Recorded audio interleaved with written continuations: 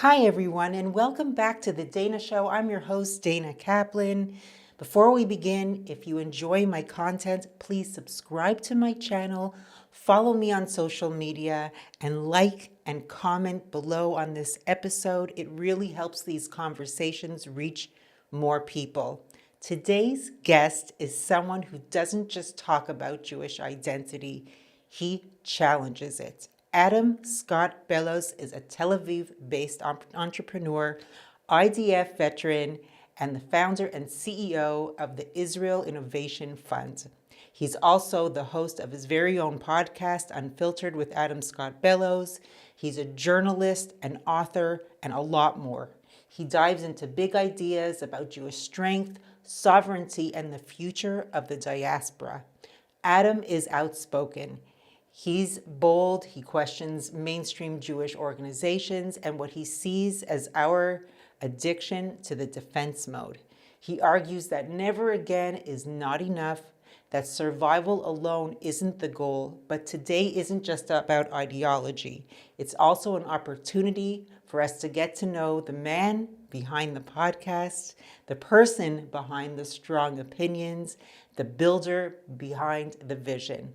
So we're going to talk philosophy, identity, advocacy, and maybe even a little bit about what makes Adam Adam.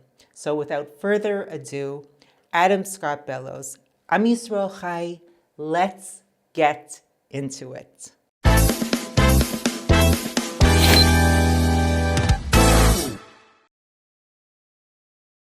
Wait a minute, are these socks? I mean, You're into it? are you kidding? Okay, three things survived. Are we recording? We started, but we Oh, have okay. to start. Three things survived my house fire. Okay, one was my tallis, the other was my tefillin. Wow. The third thing were my socks. That was it, basically. So, like, Do you and think that yes, has are any you kidding me? significant meaning? The whole funky sock thing came from Palo Alto, where they would ask people to show them their socks in interviews. And that's how they would judge, and I'm turning that off. And that's how they would judge, like, their creativity. Like, in the middle of a job interview, they would want to see, like, are they the type of people that would maybe do something a little funky or weird? But, like, I love funky socks. So do you like them? Oh my God, it's Are you Moshe a fan? Dayan. Are you kidding? Okay, so I almost brought it up here. I was on the Temple Mount today. Okay. And I go up there quite regularly, and I sometimes like to liberate artifacts from the Temple Mount. I'm not saying that I've ever done that. And Allegedly. But allegedly, there are rumors about me liberating things from the Temple Mount, and Moshe Dayan was quite known as a liberator of antiquities. So, yeah, that's Well, pretty. wear them in the best of health. That's so cool. What a great gift. Yeah. Thank you. And I didn't even fun. bring you wine because I forgot to grab wine when I left the Next house. time, or we can meet another time. I would love B'simcha that. rabba. No, it would be a pleasure. No, it was so funny. This morning, I had to get up at like 6 a.m. in the morning and to jump in the Mediterranean to mikveh before I went to Har HaBayit. And I come home at 7 o'clock, and the whole floor is flooded in the apartment because the cable that attaches to the hose, I guess, from the washing machine fell off. Oh, So God. it was, yeah. Every day is an adventure. Yeah, every day is an adventure in Israel. You Tell never me know about what it. you're going to get. Just when you solve one problem, something else pops up. Yes. It's like that game when you're That like is, punching the whack-a-mole. Whack-a-mole. Whack-a-mole. Yes. Yes, 100%. I'm really psyched that you're here, Adam. Yeah, thank you for having me. You've had a number of prestigious guests and a lot of people that I know. I know. We've met. Well, you're friends with people that have been on the show. Wait, I'm going to push this back just a tiny bit. Yeah, make yourself Hold on, comfortable. just so I can... Make there we yourself go. comfortable. Yeah. I know. So I've watched your interviews, and first of all, I'm so sorry. why? Well, I mean, just like having to deal with me for that many hours. You are is- so clever and articulate. Thank you. I think that you That's really. very kind of you to say. But I mean it. I think that you're a really good interviewer. You're so smart, and you. I would say take 2 weeks to prep for each one of the people that I interviewed. Really? So, yeah. So, like, especially Ron Dermer, Yeah. That was the most intense interview experience I ever had. But he's such a nice guy. He's such a nice guy. Apparently, he left the interview worried that his career was going to be over. And I knew something was up when he left. I could tell. Also, I got drunk by the end of that interview because we filmed for so long and we killed that whole bottle of wine. And before I interview, I don't eat, because I'm getting ready throughout the day. So it hit me. And I remember there was this question that we cut, and I was like, what do you think about, something having to do with Jewish philanthropists and money not going to things that are, and he was like, I don't know anything about that. And that's when I knew, I might, but he came Did up he get to drunk? Was he drunk too? I would say that he had enough alcohol to make the comments that he did that we put on camera, which were great when he called John Oliver a moral idiot. And a couple of other great things that we got him to say, which I thought were really important for the time because it was about a year before the war started. And but he came up to me at a July 4th party for the embassy that was at the David Citadel. And he said to me that people have come up to him and said that was the best interview that he had ever done. Yes. Yeah. Because So I was really happy to hear that. People want to see the real person. They don't like the. That was the whole point of Wine with They want to Adam. get to know who the person is, and that's what I do in this show too. Yeah. Like I don't necessarily. I've been told you are very educated and that your whole big thing is asking actual good questions. Okay? And it's really funny because I had 3 episodes that I wanted to watch. One was with Fleur, one was with Yehuda Cohen, and one was with Jonathan Pollard, and I didn't get to watch any of them. This is the first time I'm ever coming onto anybody's podcast blind. Really? Yes. So I'm a little scared right now because I'm Mr. Prep for everything. And I can't believe I didn't even, I ended up watching Game of Thrones last night. It was terrible. Oh, really? Yeah, I watched the new season. It's unbelievable. So you can chastise me for that later off Do camera. you know Rabbi Harry? Of course. Very good friends with Rabbi Harry. Yeah. Know him very well. So he's coming on the show too. Oh, that's great. You'll have a wonderful chat with Harry. And the reason that I brought him up is because the house that he maintains, he's neighbors with Ron Dermer. He is neighbors with Ron Dermer. Harry has some stories. I credit Harry to being one of the people who saved me after the fire, Really? psychologically. Yeah. There were a lot of people. Rabbi Levi, who I go to the Temple Mount with all the time, is definitely one of them too. Harry put me through therapy, and it fixed what was going on with my brain. He put you through psychedelic therapy? I'm a very big proponent for it for PTSD. Yeah. It is something my cousin actually works in Colorado as in the extraction business. So he makes psilocybin, DMT, marijuana, gummies, pens, etc. He actually made me. Can't believe I'm going to admit this on camera. He made me a DMT pen. A DMT what? Pen. Pen. And I would say that Harry basically said it to me like this. He was like, you can try what we're going to try, or you can try antidepressants. And I was like, not happening. So he really put me through a specific kind of therapy that was very helpful for me, and it fixed the PTSD that I was suffering from. So I really owe Was him it a lot. one-time thing, or was it like a few sessions? There were a few sessions. I like to do what Harry taught me, probably once every 6 months, once every 4 months, either quarterly or every half a year. It's so interesting that a drug that was once supposed to be for fun is now therapy for so many people. Well, I don't think DMT was ever for fun. There are people who take it not for medicinal purposes. Yeah, I don't know why you would ever take that for non-medicinal purposes. It's a very serious thing.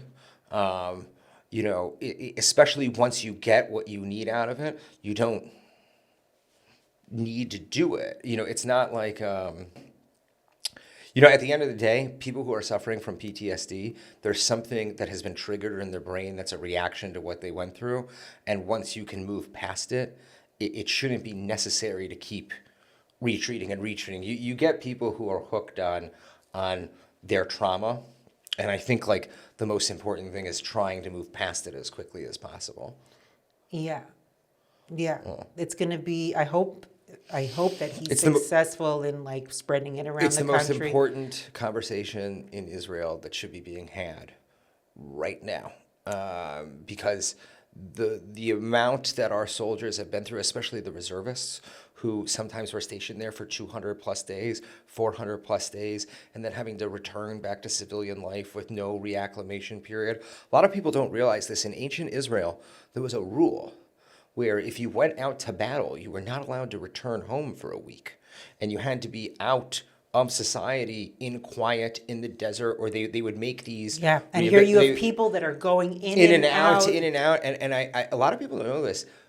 Drugs flooded Tel Aviv during the war because of soldiers coming in and out and partying and then going right back. There were a lot of people that were escaping a lot of terrible, terrible things that they had experienced.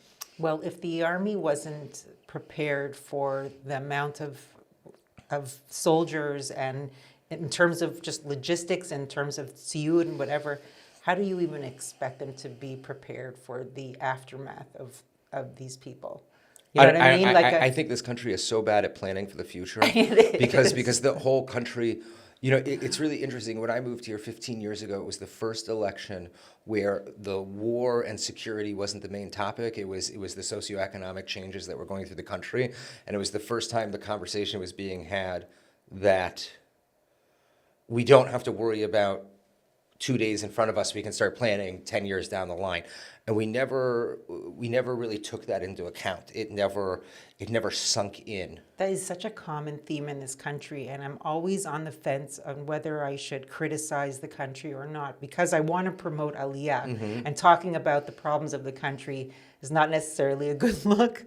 But it's like honest. Everything here in this country, down to like the traffic. Like, they won't build a traffic circle unless a certain amount of people are killed at a junction. Like, why couldn't they just plan that to begin with? Why did we build a slow train when fast trains exist? I mean, why did it take 4 years? Why does it take 4 years to build new parts of the the light rails? I mean, there's no. I want the drugs that the urban planners of Jerusalem and Tel Aviv are using, because apparently they are very good. I mean, and it makes them really slow down when it comes to efficiency. Like, this is the coolest coaster. But it keeps attaching to my. Well, it's important that it's attached. It's so cool, though. Like, I love it. You can't see this, but it's a Magenta V. You could lift it up. Yeah, it's so cool. Look at this. It's like, and it's silicone. Wait, now I gotta. Everything has a reason. Got to. I also love the background with the vines. Obviously, considering that our whole thing is planting vines at TIFF instead of trees. Your wine would have been a very welcome I'm an idiot for not bringing wine today. I feel absolutely terrible. Well, like, I ran out of the house because I told you it was flooded, and I had to sit there and I mopped everything. It was just insane. Where do you live, Yerushalayim? So, I originally lived in Neve Tzedek. I had built a studio, a film studio, a Zionist library, event space. Really? Unfortunately, 4 years ago, the electrical box exploded, and I moved into a friend's apartment that's in the U Tower, and he left for America because he married an American. So his family owns that apartment. They've allowed me to stay there since then. So Very nice. I'm in Tel Aviv. Okay. Yeah. Good. So how do you go back and forth to Harabait? I go back and forth to everywhere in this country. Do you take the train? No, I have a car. You're crazy. The train is my favorite thing in the world. Can I tell you, not only do I spend way too much money on gas, but I have a parking spot in Jerusalem. Okay. So I can go from my parking spot in Tel Aviv to my parking spot in Jerusalem. Okay, that makes a difference. 1 hour flat every time, especially the big thing. People don't realize this about traveling in Israel. It's all about the time. Yes, exactly. It is all about the time. Exactly. If you know what time to leave and where to leave, you can get anywhere in this country in 1 hour. So, I go up north all the time to visit wineries. I go down south to visit wineries. I go to Harabait, probably at minimum once a month. I try to sit with Jonathan Pollard once a week, at least in Jerusalem. I'm a frequenter of the Nahum family Shabbat dinner as well, it's one hell of a Shabbat dinner. Let's put it that way. Oh, wow. Yeah. How do you become friends with all these people? I don't know. How do you become friends with all these people? You're friends with all these people too. Well, John it's an and I evolution. interviewed. That's how we met. And then we became very close when the war started. Fleur, I met, somebody introduced us. I think it was David Yari that introduced us. And after the first meeting with Fleur, I was like, I'm going to be friends with this woman for the rest of my life. Yeah. Like, yeah, because she's the coolest person ever. Harry, I met because somebody suggested I meet Harry for therapy. I mean, like, it's the English-speaking Zionist space. It's not a huge space. People don't realize it's a lot of the same people doing very different things all the time. Yeah. Well, tell me a little bit about your background, where you come from. I know you're from the United States, from Ohio, right? Right? Tell me a little bit about your Jewish background. Oh, God. Okay, so... Can you think that far back? Yeah. Wait, how old are you again? I'm 39 next week. Okay. Yeah. Baby. I just had my Hebrew birthday last week Mazel tov. on Shabbat. Mazel tov. Yeah, I was going around. Actually, you want to see something very funny? Yeah. Okay, so I called... Wait, are you wearing a yarmulke? No. Okay. No. Are you religious? I'm very traditional. Okay. Like, I do Kiddush. You know, I do Shabbat dinner. If I lived in Jerusalem, I'd probably do Shabbat lunch. You know, I go to Har Bayit once a month to pray. I went there for Yom Kippur, which was the coolest thing ever. Were you ever religious?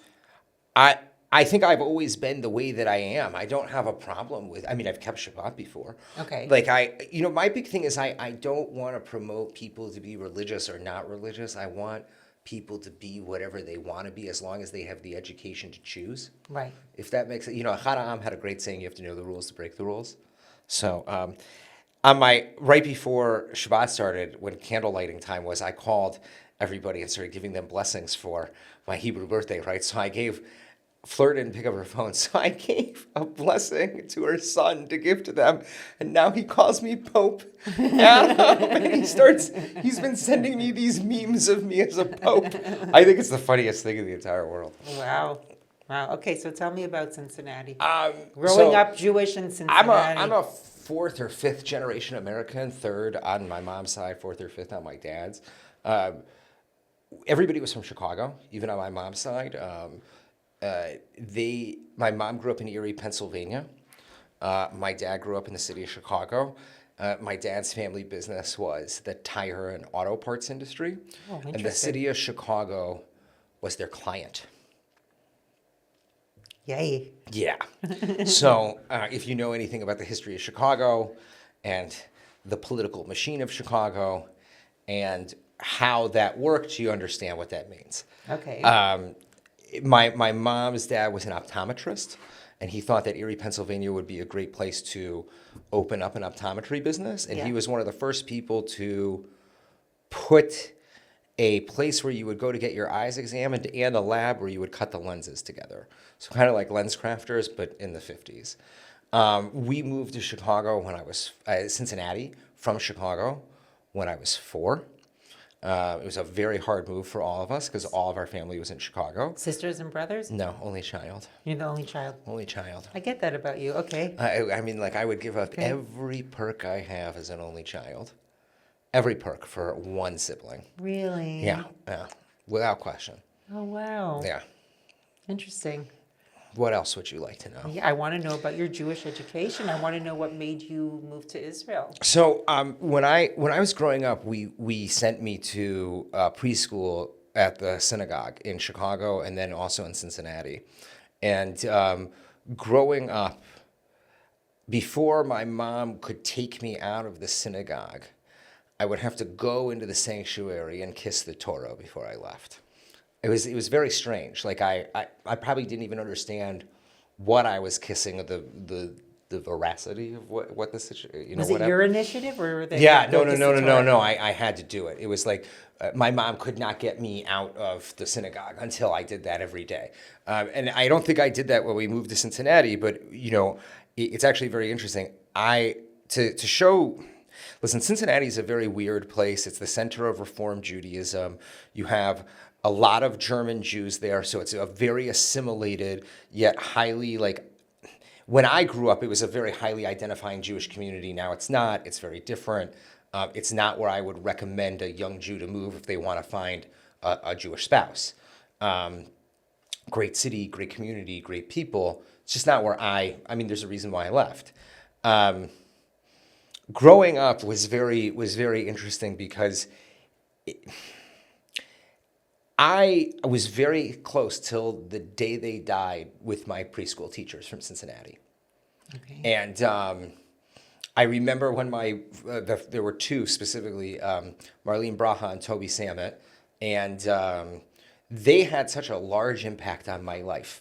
And I had known them since preschool. And the interesting thing is that they had such a large impact on so many Jewish children in the Jewish community of Cincinnati. It really was unbelievable how they were like the gateway to Jewish identity and Torah for 50 years in a community.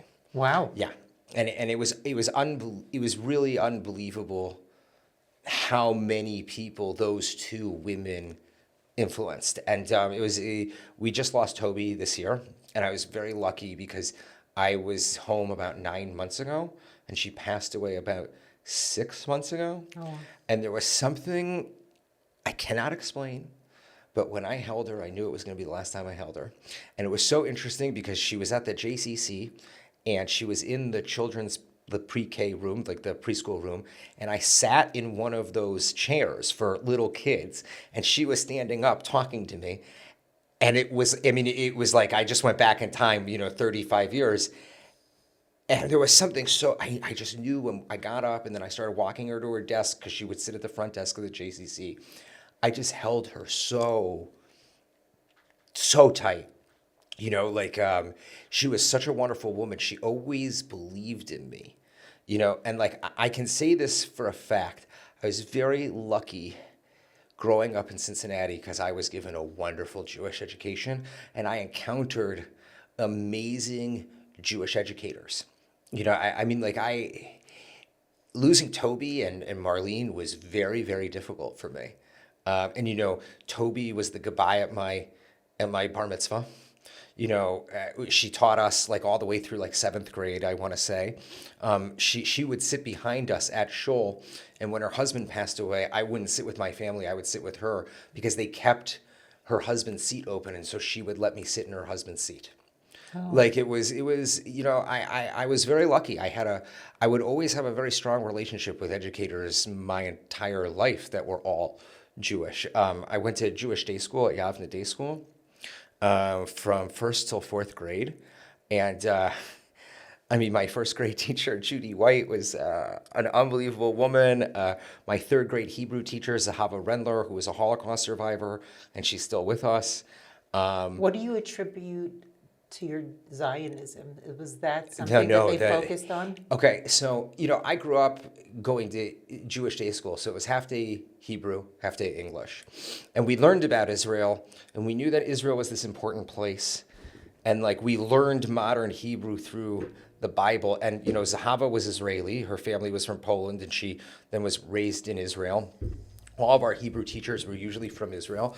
But I didn't learn Zionism until I was in my 20s, really till I was 20. That was when I understood what political Zionism was, what secular Zionism, or what any deviation of what you could call Zionism is. It was my time at Tel Aviv University. But the first time I went to Israel was because Cincinnati had a foundation that paid for every young Jew to go to Israel one time, and most of us used that money to go on the March of the Living, and that was my first encounter. Did you go on the with march? it. Yeah, I did too. It was the most transformative experience of my life. Yeah, it began the steps forward of the monster that sits in front of you. I was very blessed to have that. Do you know that in Israel, in 11th grade, it was once obligatory for every student to go to it still should be. I didn't know that it's no longer obligatory. Poland. I hope I didn't bore everybody with my love story about all the educators. I want to hear it. It's for me. Listen, I don't have the greatest memories of growing up in Cincinnati, and I don't always enjoy going back and visiting. But the one thing that will remain extremely important to me about growing up there were the educators that believed in me. And they were the ones who never doubted where I would go. And it's very interesting, and I'm very grateful for that. Wonderful. But the march was, Unbelievable. I mean, what a great time. I remember I went on the march with 3 guys that I hated growing up, and we were so close after the march.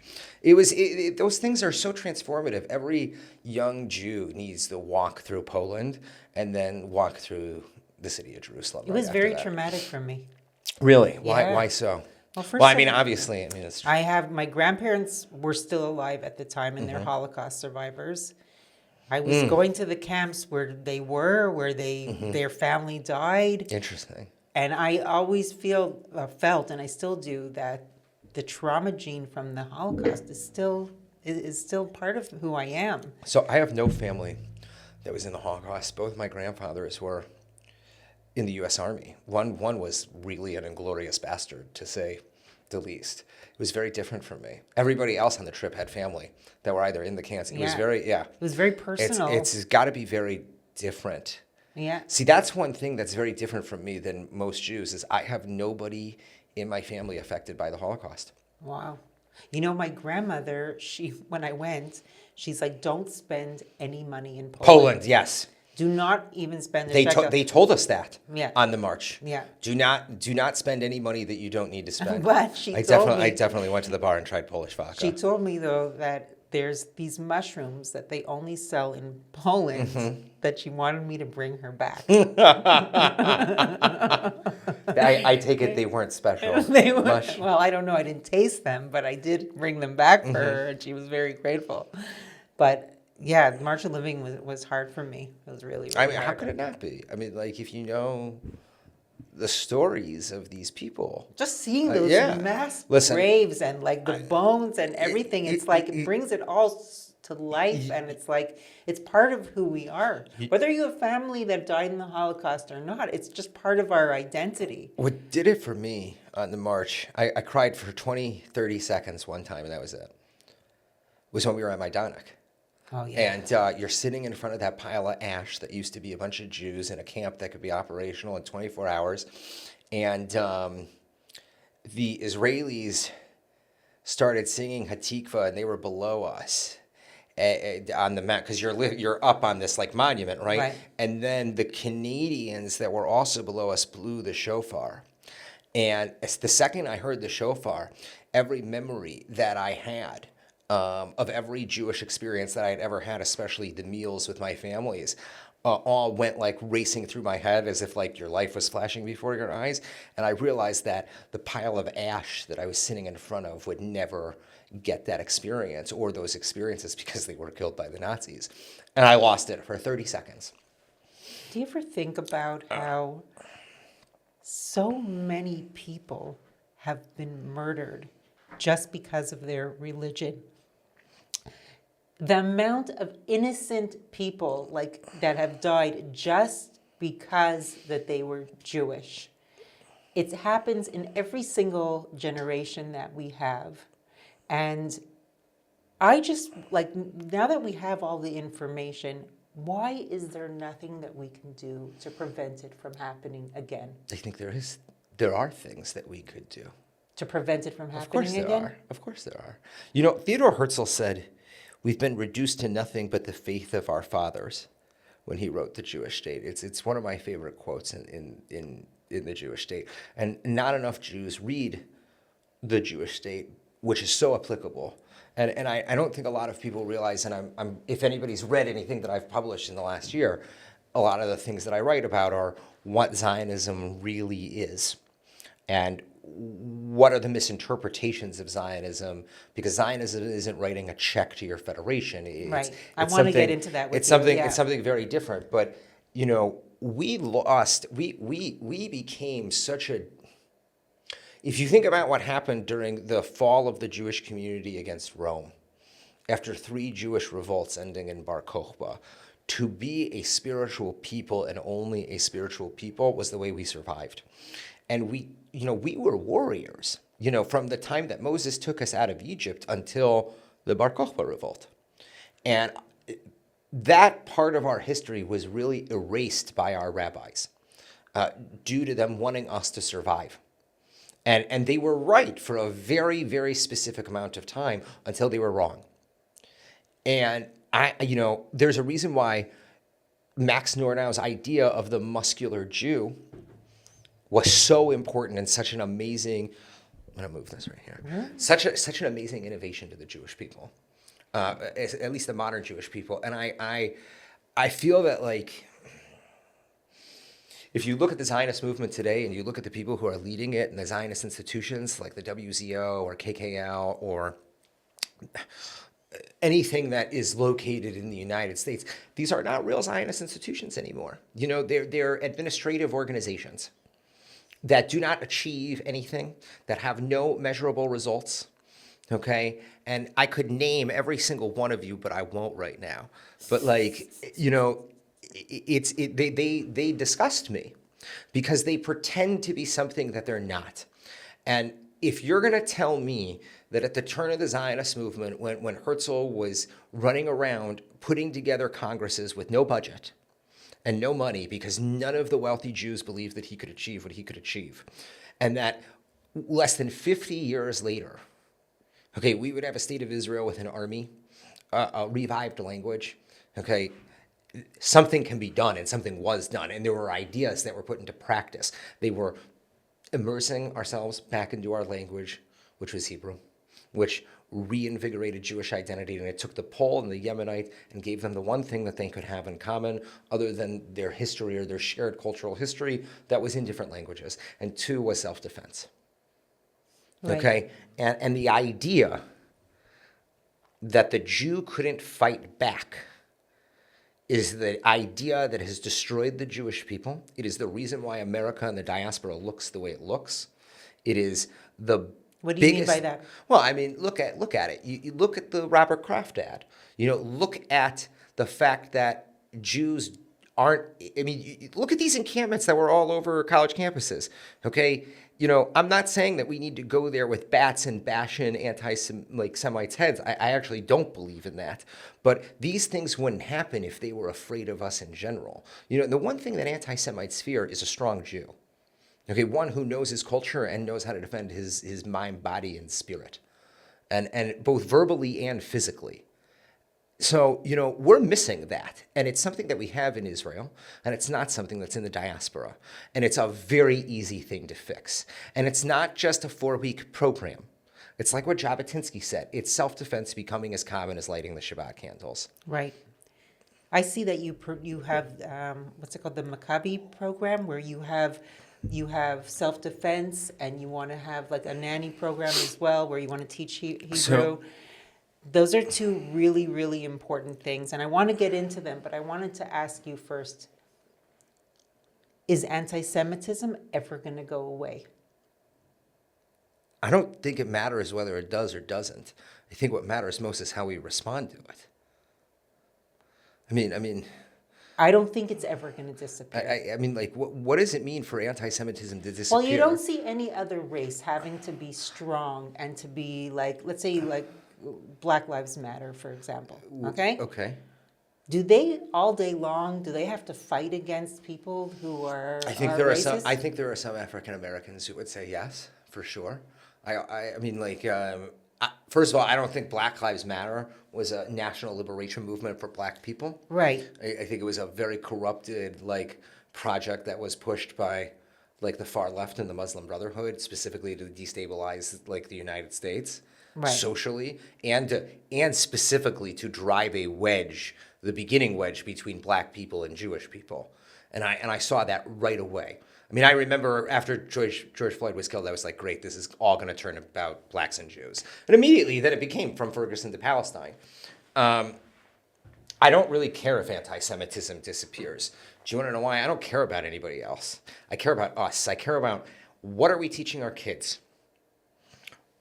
How are our children going to respond? How are we going to respond? And I think that's the most important thing. You know, Robert Kraft just spent $15 million on a Super Bowl ad that made Jews look like a bunch of pussies, excuse my language. Like, I want to go beat the shit out of that kid. Okay? Why aren't we just focusing on making sure that every young Jew knows how to explain that they're not white? And that every young Jew knows how to throw a jab and then a right hook. Why aren't we? I think it's because we are being led by the boomers who were spoiled by the greatest generation, and they aren't wartime consiglieres. They are not. They got very comfortable. They got extremely comfortable. I mean, if you look at the ADL, look at Jonathan Greenblatt. He is a nerd and a dweeb. And I am not given any confidence by somebody like Jonathan, who just makes statements and throws galas and goes on MSNBC and talks about how electrifying his gala was, and 2 days later Jews are getting beaten in the streets in New York. And a lot of people like to say some of the things that I say are Lashon Hara, and I completely disagree, because when I criticize certain leaders, I'm criticizing them so that publicly people can wake up and we can be protected by people who will protect us, not people who make $1 million a year off of anti-Semitism. Okay, I truly believe we have terrible leadership from the top down, bottom up. In the United States or here? Both. Everywhere. Everywhere. Yeah. Okay, we are being led into the abyss. It is so similar. I just read Barry Strauss's Rome and the Jews, or Jews in Rome, whatever. Great book. Everybody should read this book. And it's so similar. I mean, like, what you were saying that every generation deals with this thing where Jews are killed. Also, every 100 years, Jews pick up and move to Israel. And we've done that since the Crusades.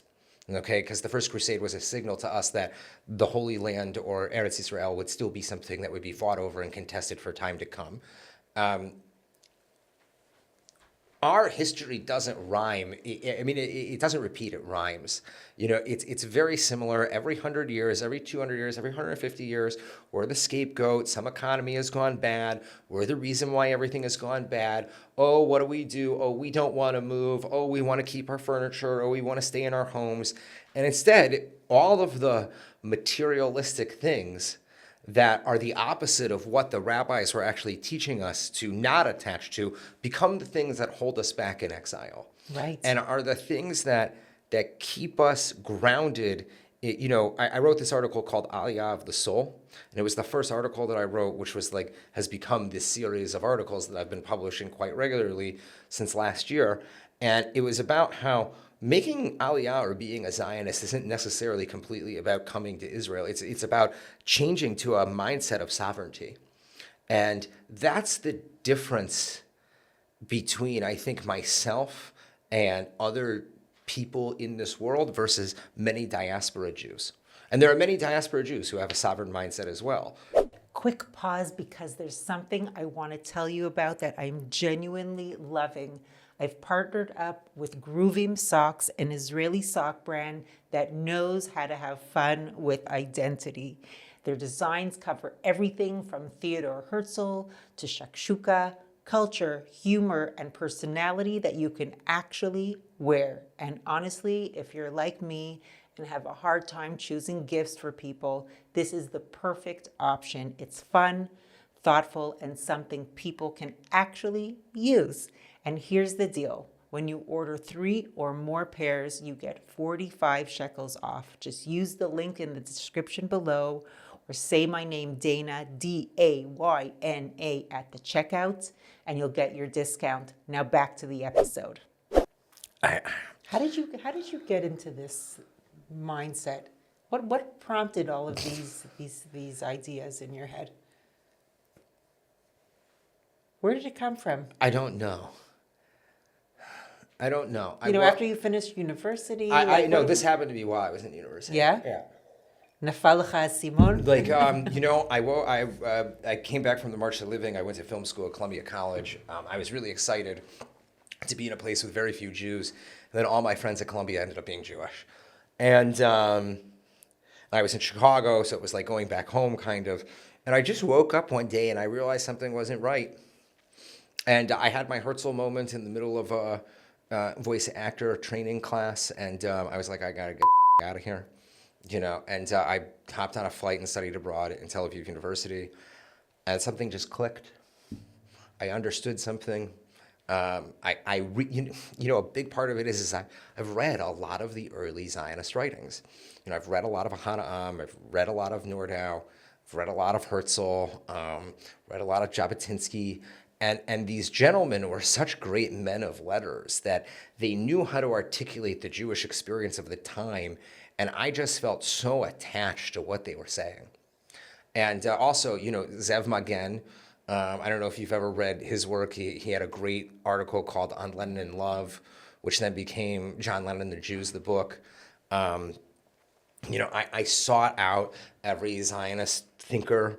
I was very lucky in college. I had a wonderful professor at the University of Arizona named David Graysboard, who was a great mentor to me and kind of encouraged the thought process. I got to learn with Shlomo Aronson, whose grandfather was the first chief rabbi of Tel Aviv, and he was a pretty well-known political scientist from Hebrew University. He did 2 years in Arizona. But my time studying abroad when I was 20, that was a big intellectual period of growth for me. I don't know. I'm very blessed to have the ideas I think that I have, and I think they're given to me for a reason to do something good with them, and that's it. People think you're very controversial. I am controversial. I say a lot, especially when you talk about advocates. Well, Israeli advocates. Like when I asked you to come on the show. No. Are we talking about Israeli advocates, or are we talking about self-promoting who make money off of dead Jews? When I invited you on the show, you're like, I don't want to talk about activists. A great activist is Ari Ackerman, who pays for his ads, for sponsored ads for people to follow him, who did no Israel advocacy before October 7th, who the bobsled team and the skeleton riders for the Olympics approached him to help them get to the Olympics, and he said no and wouldn't support them financially, probably because he didn't think he'd get enough credit. And then after one of the skeleton riders, Jared Firestone, did such a great job, even though he didn't place very high, but he represented us with class and dignity. Then he made a video about him. And and I'm quite close with Jared, but I was frustrated for him because that was Ari taking Jared and using Jared to help himself for content. And I think that the money that has been thrown at content creators in New York who are all very wealthy, we know that it's in the millions of dollars, okay? The money was not invested into the Jewish community. It was not invested into the safety and security of the Jewish community. It has changed the priority of Zionism. It's not Zionism, okay? Jewish activism is not Zionism. Making reels is not Zionism unless you are really educating people. Giving me your opinion for 90 seconds about the first thing that comes to mind is not Zionism. That's called narcissism, okay? It's nothing personal. I agree. Okay, it's nothing personal, but like I said in my article, Birkin bags don't build a nation. Okay, and if you look at the responses to that article, they were all about themselves.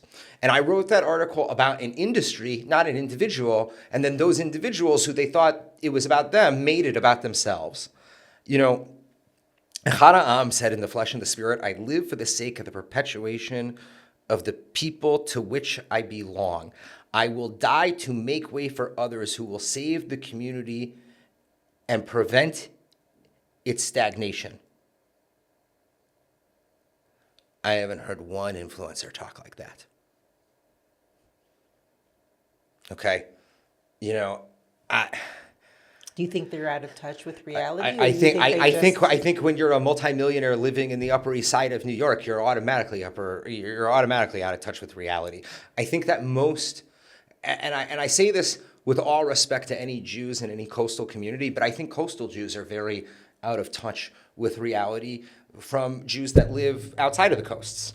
I think that every Jewish community is very different.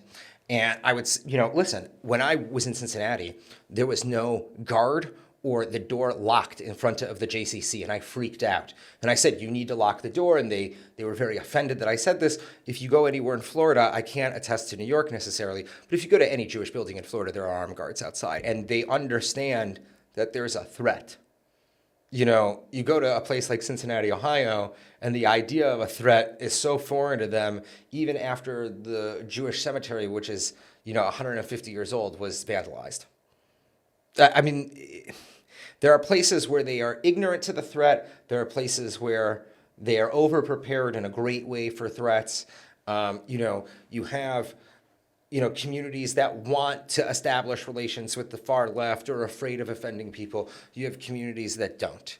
Why is it important to you about what's going on in the United States? Because I'm done seeing Jewish blood drench the streets.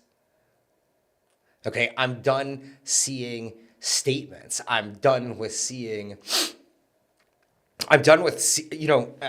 this article called Draw a Line in Blood, and it was about Durban to the killing of Sarah and Yaron. Yeah. And there's a connection to the fact that this has gone on campuses for 20 years, and we knew that this was coming. I mean, I was in school 20 years ago, okay, and the second Intifada was 2000 to 2005. BDS started around 2000, 2006, right before, right after, during the Second Lebanon War. That was 20 years ago. What do we expect? They're all adults now. And they're all starting to raise kids now. What do we think? Like this generation of fringe, like left-wing, communists who hate Jews, what they weren't going to grow up and get into jobs. And all the kids that I went to school with in Columbia for the year and a half that I was there for film, they were, I remember opening up a magazine and it said how to dress emo. Okay? Now, all of those kids that were emo were the precursors to the far left, the anti-Jewish LGBTQ movement. Not the LGBTQ movement, but I would say the anti-Jewish, far left, trans, Jew-hating far left, okay? And I think that it's really important to differentiate the two. All those kids are in Hollywood now, making films, making animation, who are behind a lot of the things that we see coming out of popular culture that are threatening to the future of the Jewish existence in the diaspora. So what do you think is going to happen? I don't, you know what? I think that it depends on if we take charge of our future. I mean, like, this is the first time in the history of the Jewish people where we have time to prepare. Do you think you can force that? Force what? People to care? Force people to be proud Jews, to support Israel? I don't think it's about forcing anybody. Why would I need to force anybody to do it? Okay. So listen, you have people, like we said, who are out of touch with reality. Here's a great example. You've got, let's say, Federation XYZ with a $20 million budget and a CEO who makes $750,000. Then you've got the CFO and the engagement person and this person and that person, and it's basically 30 people on staff, right? What are their programs? What are their activities? What are they funding? Okay. What are the donor priorities? Okay, what is the Jewish agency's priority? What is the WZO's priority? What is the message coming out of Israel? What money are they getting from our institutions to have appropriate activities on the ground to really enhance Jewish identity? Are we sending, Amichai Shikli spent like over $10 million on sending people to talk about October 7th. Okay, that's $10 million, okay? For $10 million, you could bring Hebrew-speaking nannies for multiple years in any city in the diaspora, and within 5 to 10 years have a completely fluent new generation in Hebrew. With $5 million, you could take a place like the North Shore of Chicago and put Israeli Krav Maga teachers in every single Jewish day school, in every Chabad, in every conservative, Reform, and Orthodox synagogue, make Krav Maga an actual priority, and in 2.5 years could probably have a self-sustaining community that has free, accessible Krav Maga from 4 to 70. So I don't think it's really about forcing anybody. I think it's about what is Zionism. Okay, it is the national liberation of the Jewish people. It is about providing the individual revolution of the Jew in order for that individual revolution to reverberate amongst the Jewish people. That's what Zionism was, and has always been. That is what Theodor Herzl made popular. Okay, there were the ideas that you couldn't build the country without a spiritual center, and that was like the big, split between him and Ahad Ha'am. But at the end of the day, the main difference between the two of them was that Herzl thought that sovereignty, political sovereignty, was just extremely important to get that done, okay? But, and he was right, but you also have to take the other side of the coin, which is Jewish identity building. And I'm sorry, like, being Jewish doesn't mean going to a Holocaust memorial event and listening to violin music and having desserts afterwards, okay? I'm pretty sure there were lines in Auschwitz and they weren't for the sweet table. This is why people say I'm controversial, because they don't want to hear what I have to say, because what I say is proof that maybe the agenda of the last 20 years didn't work. I'm actually a pretty chill guy. When when we're not rolling, I'll, lay back, kick back and, put on some Sinatra and smoke a cigar and have a good glass of whiskey. I don't understand why what I say is so offensive. I get it when I said what I said about Ari, how Ari could be offended, I can go after each and every I asked one him of once them. to collaborate with me on a video, and he's like, "Who are you?" Yeah. Oh no. The best was when I Who met are him. you? When I I'm met him like- for the first time, he said to me, "Why would I talk with you? I don't drink wine." Oh. I was like, "Oh." 1 second. What I want to say is that what I appreciate about you, and I don't find you controversial, I think that you're practical. I think you have practical solutions. I think most people, especially advocates, would say Aliyah is the answer. Aliyah is right? Aliyah is not But the Aliyah answer. is not practical. Let's face it, not every Jew in North America or around the world is moving to Israel. They're not. And if we want, there's a few ways of continuing the Jewish race, and that is the language, right? And like you Well, said, the Jewish people, not the Jewish race, I would say. sorry, the Jewish No, but people, yeah. okay? You know what I mean? Yeah, I know what you mean. Okay? The language, and like you said, also self-defense, Mm-hmm. learning to protect yourself. Yeah, I just, like I said to you before, I don't know if we were rolling or not, but you asked me if I was religious. Right. Okay. Earlier today I had to keep on tzitzit on because I was on the Temple Mount. Okay. If you give somebody from birth the gift of Hebrew, and this is coming from somebody who has studied Hebrew his entire life, was in the army, and has lived in Israel 15 years, and my Hebrew is terrible. Really? It could be much better. Wow. Okay? I make fun of myself, okay, because of it. But it's why it's so important to me. Because it's so hard for me. And it always has been. And I don't like to study Torah in English. And so, because I understand the importance of Torah in Hebrew. But when you give a Jew Hebrew, you give them the choice of what type of Jew they want to be. Interesting. Learning Hebrew is more important than learning Torah, because you can't really learn Torah without Hebrew. You can't connect to civilization through translation. My Hebrew is good enough to at least, have that ability. But, think about it.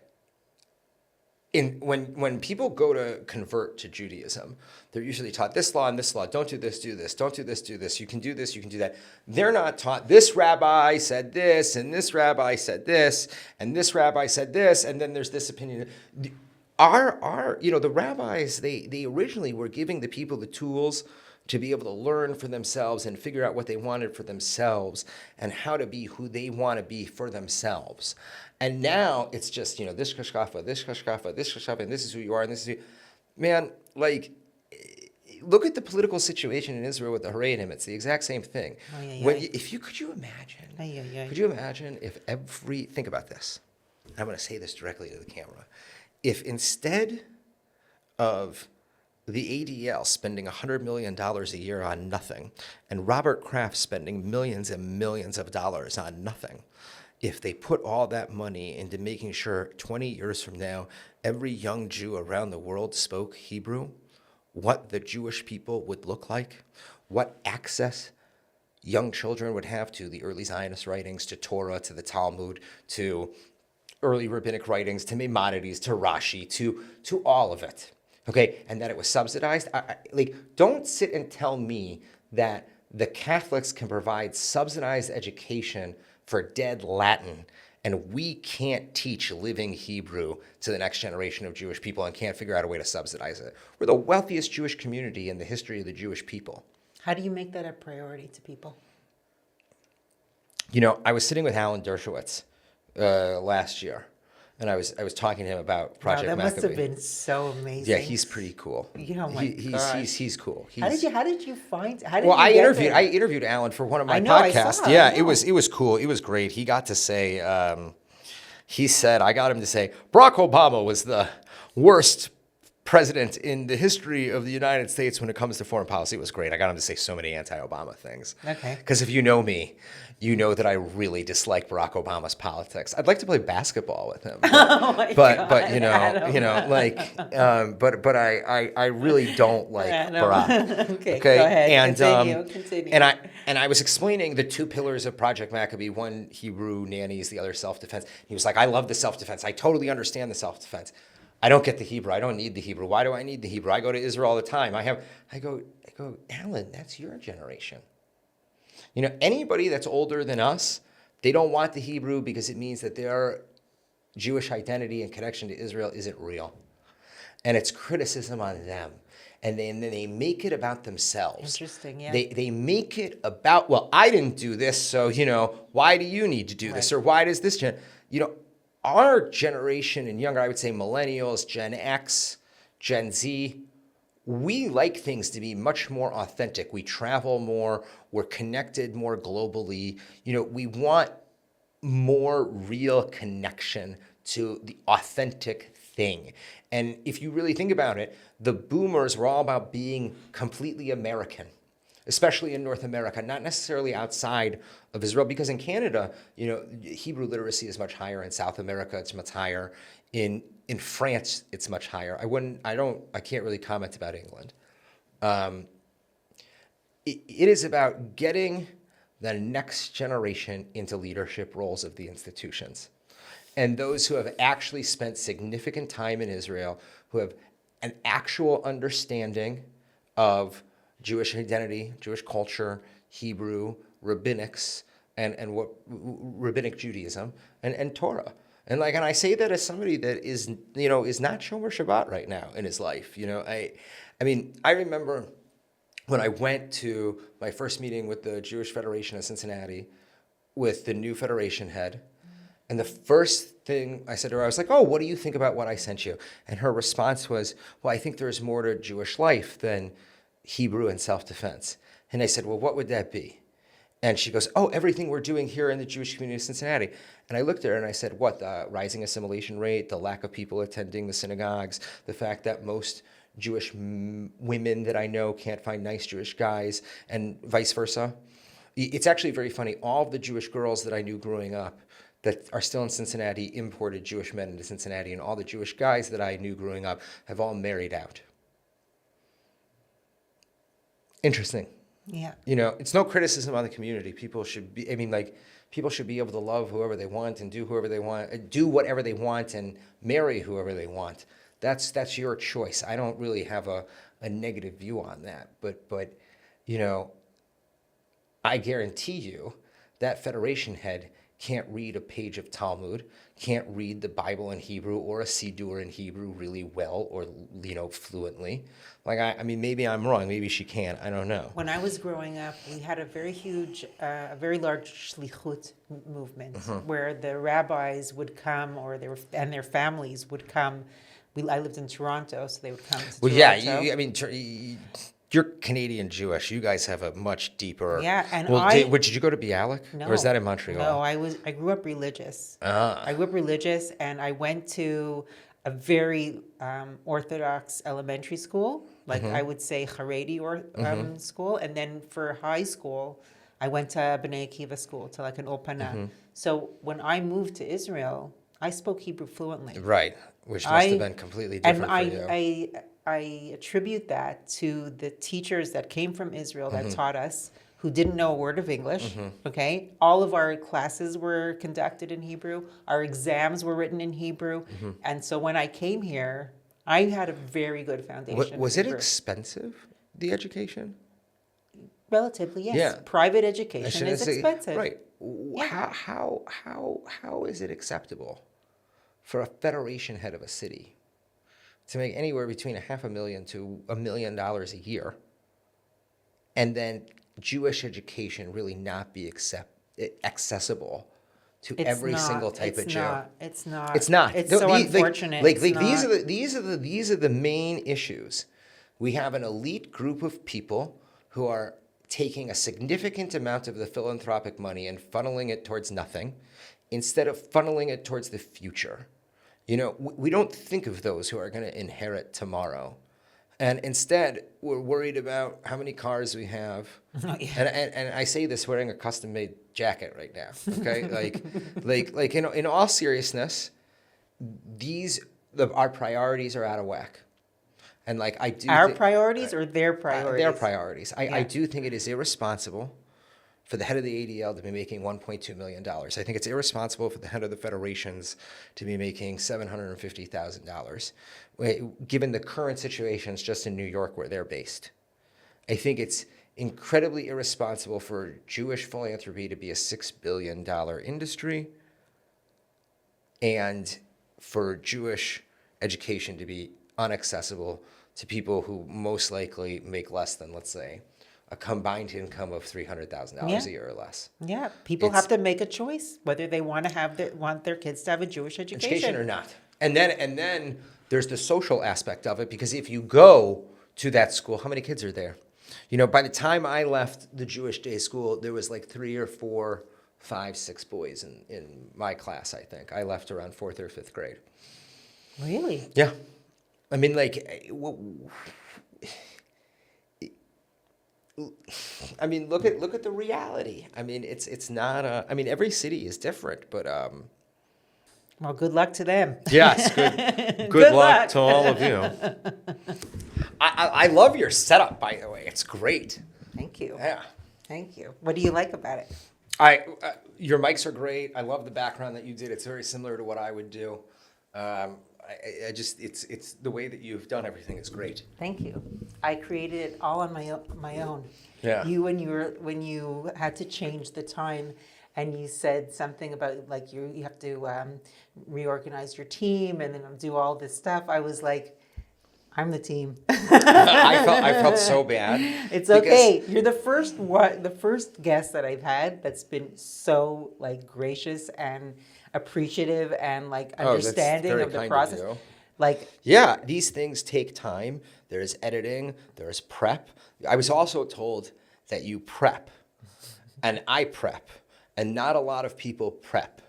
And when you prep, your time is really valuable. Yeah. And people don't totally get that. you know what I don't understand, Adam? Maybe you can help me figure this out. I've had guests on the show. I won't say their names.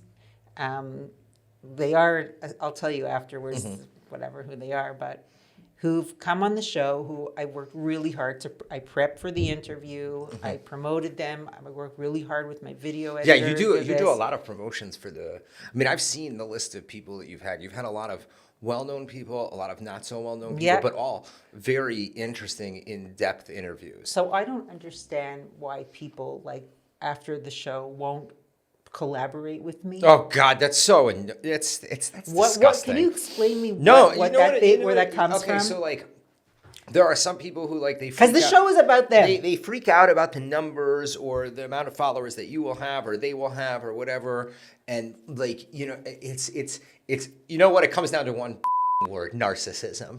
Okay, being a narcissistic piece of. That's Have you what been it in is. that situation? Of course. Really? The person that we were talking about outside, okay? Okay. Same thing. One of those types of situations, I have 12,000 followers on Instagram, okay? Now, in the beginning of the war, especially when I was doing a lot of news and everything else, I had become quite well known, and then my dog died. So I stopped. Most of my content that I did on my own that wasn't like my interviews was when I would walk my dog in the morning. And I had my dog for 17 years. I can actually... Okay, losing my dog was He has probably... a tattoo of his Yeah, dog. losing my dog was probably one of the hardest things I had ever gone through because my dog went everywhere with me. And I stopped making content for a number of months. Really? And, I just, oh my God, the narcissism behind some of it. And that's the problem is that, I said this to you outside, Zionism isn't about likes, it's not about shares, it's not about views, it's about doing.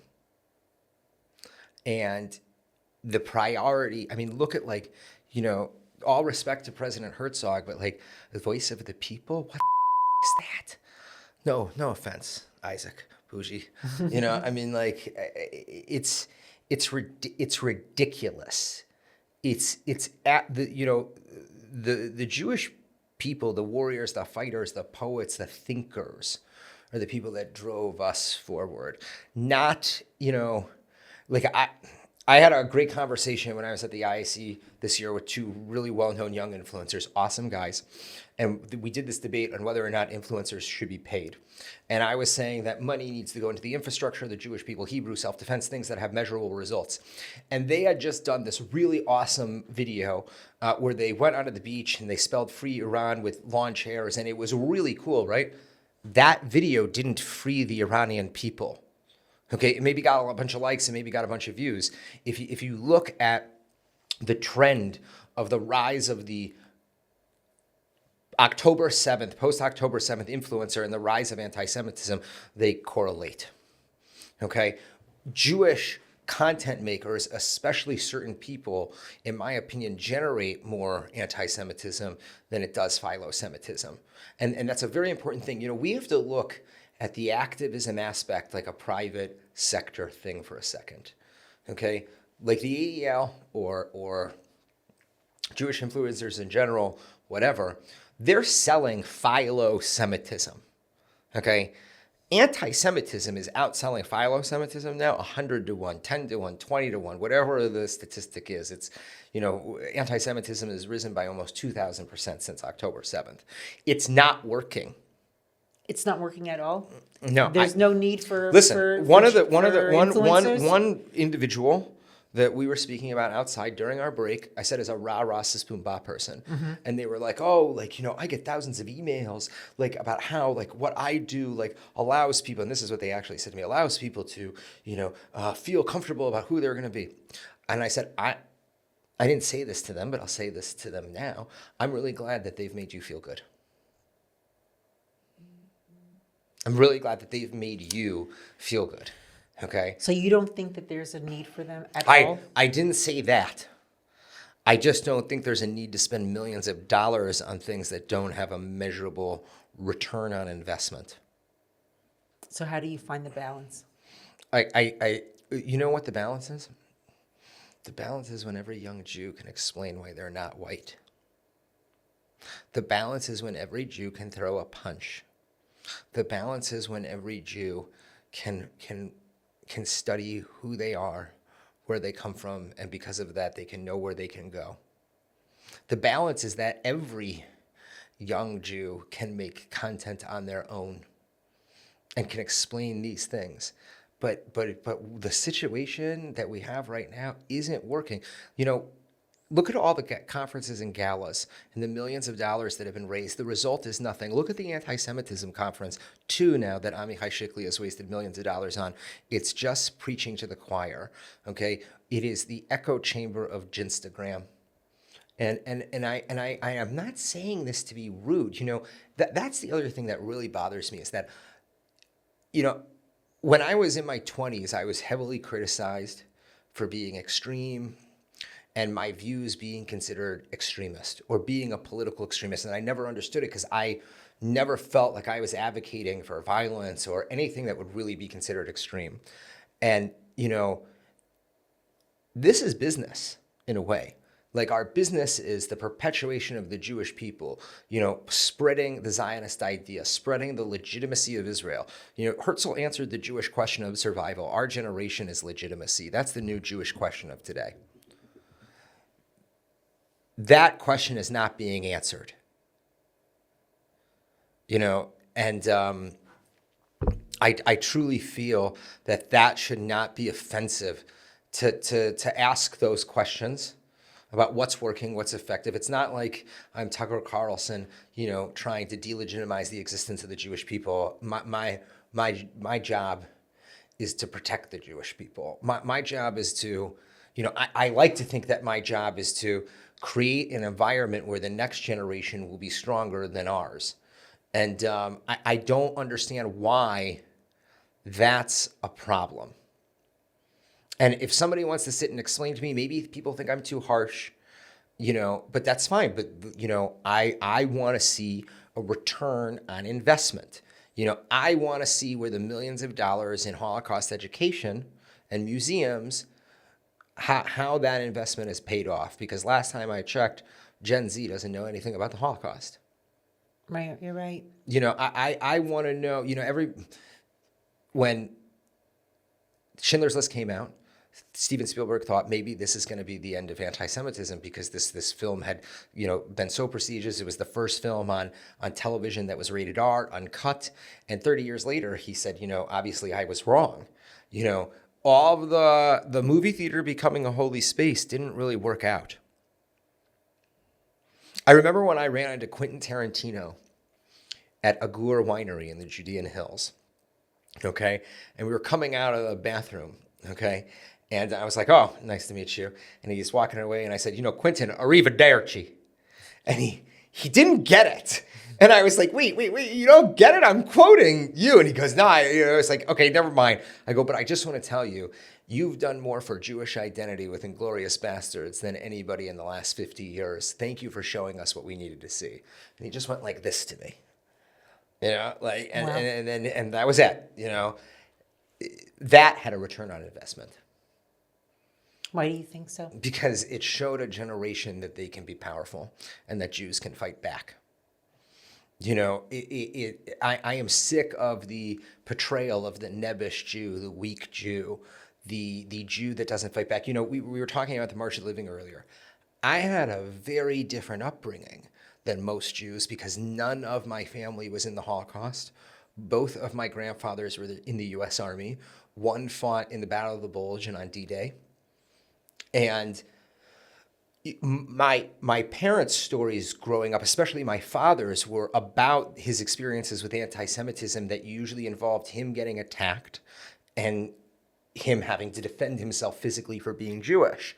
And that had a very large impact on me and still to this day does, and I think has a lot to do with a lot of my ideas. We have a lot of crap going on here in Israel.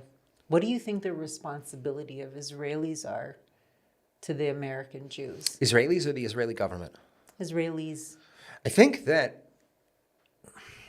wow, that's a great question. I think it's very important. Well, you're Israeli. Yeah. Oh, yes. You're Israeli now. Yes. And yes. you feel very responsible for the Jews or the continuation of Jewish identity in the United States. Listen, let me answer this in twofold. One, I think Israelis need to be responsible for themselves first and foremost. Right.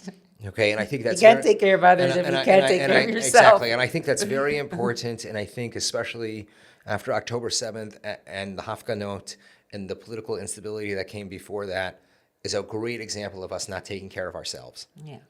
And that led to our vulnerability. I don't know if every individual Israeli has a responsibility to diaspora Jews. But I do think that the Israeli government and the institutions that are centered in Israel, like the Jewish Agency, the WZO, etc., KKL, and the diaspora ministry, without question, have a responsibility to the Jews of the diaspora. I definitely think the IDF has a responsibility to protect and secure the Jews of the diaspora, just like they showed that they were able to do with Amsterdam. Okay? because the IDF was able to go in and get people out of Amsterdam, or they were ready to go. I can't remember all the details. I think that, I think that we have to start electing political leaders that can actually fulfill the needs that not only the diaspora but Israel has. I have a very close friend. Her name is Sharon Eskel. She's the deputy foreign minister of Israel, and her grandmother was the older woman that was attacked in France. If you remember, maybe about a year ago, there was an older woman that was attacked, and it made the news, and everything else. And people like her have an understanding of the diaspora. Most Israelis don't understand the diaspora, just like most diaspora Jews don't understand Israel. So you can't really expect either or to understand each other or understand the responsibility that they have for each other. Obviously, there's a respected amount of mutual respect and support. But if we don't have, like we were talking about earlier, the right leadership, how are things going to move forward? Right now, it was just announced that the WZO has an 88% overhead with their budget. Hold on, I gotta fix my shirt. It's driving me absolutely insane. I don't know why it's doing what it's doing. Okay. Hopefully it looks okay. You look amazing. 88% overhead for the WZO, 12% for activities. Okay, 21 different departments, highest amount of departments ever. How the are they going to accomplish anything? That's a lack of responsibility for the diaspora.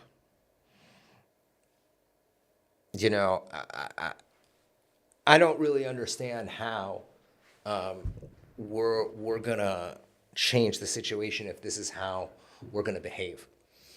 And I think the responsibility thing is a very important thing to discuss. At the same time, I think it's our responsibility to start getting into a place where we become a globally minded people again, not just centrally located to our own locales. I mean, if you really think about it, I don't think diaspora Jews need to necessarily worry about Israelis right now. I think they need to worry about themselves. For sure. What, $700 million was raised from the federations in their emergency fund? I'd like to know where that $700 million went and how much of it went to Israel. What do you foresee in the United States if things don't get better? The same thing that happened in Europe, the same thing that's happening in Australia, the same thing that's happening in France, the same thing that's happening in England. I mean, if Marco Rubio doesn't become president after Donald Trump, I think there's going to be serious problems. Yep. Let's talk about Israel now. Sure. Let's talk about our threat with Iran. Oh, yeah. Iran. How much? Iran so far away. So, I tried to stay off social media this past week because every time I opened up my Instagram, every day we're going to war. We're going to war. When is the war? We still have not gone to war with Iran again. Did you know that everybody might die? According to Tucker Carlson, 20,000 Americans might die. World War III is coming. Sorry, I interrupted you. No, that's okay. It's just so funny. I want to pick your brain. I want to hear what you have to say. What do you think is going to happen? I think they're taking their time to pull another Venezuela. I think they want minimum casualties. I think they want it as quickly and as swiftly as possible. But I disagree with Trump having said to the people, help is on the way, which I think encouraged more young people to go out and die. That is on Trump. And I am, as anybody knows, if you have read anything I have published, you know I am a very big fan of President Donald Trump. A very big fan. And I don't... There's actually something that's very interesting and very... regular with Trump, especially with Trump fans. When Trump supporters, and I don't mean MAGA, I mean people who like President Trump, support him, support his vision economically, foreign policy, domestically for the States, whatever. There are times where you get pissed at him And you're like, what the hell is this guy doing? And then a week later, a month later, 2 months later, he goes and does something that makes you say, why was I even angry about that? So he's going to end up pulling something with Iran that I think will allow everybody to feel that way. Well, I also believe that there are things that are going on that behind the scenes that we don't know about. Yeah, of course, always. Always. Always, I mean, they always. only let us know what they want us to know. They don't let I us agree. know everything that's going on. Is there any chance that you think that there won't be a war? No. You're dealing with an apocalyptic, how do I like to say it? An apocalyptic eschatological regime, What is eschatological? Eschatology is the study of the apocalypse. Okay.